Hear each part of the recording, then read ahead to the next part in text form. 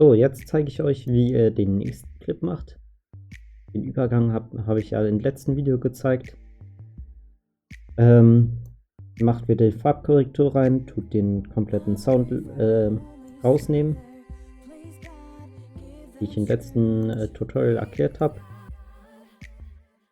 Und dann sucht ihr euch wieder eine gute Stelle, wo der Kill passieren soll. Genau. In dem Clip habe ich so ein, nennt man das, so ein Black-Effekt reingemacht, Glitch-Effekt. Den zeige ich euch jetzt, wie ihr mit dem macht, mit Filmmacher. Eigentlich ziemlich einfach.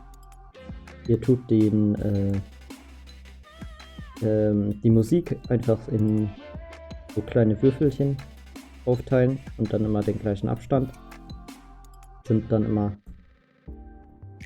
4 Frames. Dann macht ihr einen Cut. Wieder 1, 2, 3, 4. Wieder ein Cut. 1, 2, 3, 4. Wieder ein Cut. 1, 2, 3, 4. Macht wieder ein Cut. 1, 2, 3, 4. Und immer so weiter. Dass ihr 6 so welche kleinen Kästchen habt, die dann immer im gleichen Abstand sind. Immer 4 Frames auseinander und 4 Frames groß. Was wichtig ist, ihr macht dort, wo es diesen Glitch-Effekt ist, macht ihr den Clip langsamer. Auf die richtige Länge dann natürlich, von hier bis zum Ende. Auf 0,5. Dann habe ich hier den, geht ihr dann auf Effekte und sucht dann runter. Ich muss selbst mal kurz gucken. Genau, tut dann unter TV-Störungen diesen Glitch-Verzerrung draufsetzen und den Glitch-Effekt. MPG Glitch. Genau. Ich würde den einfach drüber ziehen.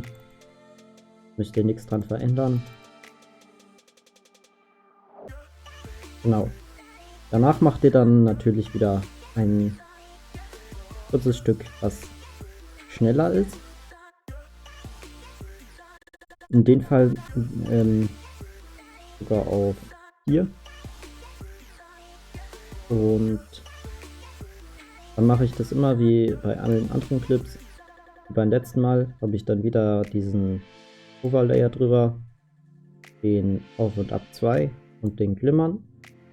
Ich werde das nicht jedes Video wieder erklären. Schaut euch das letzte Video an, da habe ich es erklärt, wie man den macht, wo man den findet. Und danach macht ihr natürlich wieder die Slow Motion rein. Und genau, die Soundeffekte. Habe ich hier nochmal so einen Glitch-FX-Sound drunter gemacht. Und sonst ist das alles das gleiche. Wenn ihr das letzte Video schaut, da habe ich das auch erklärt.